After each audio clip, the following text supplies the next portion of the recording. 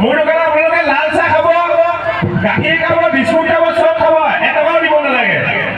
মাত্ৰ সেই কাপটোৰ 10 টকা এটা দিলেই হ'ব। হ'বনে নাই?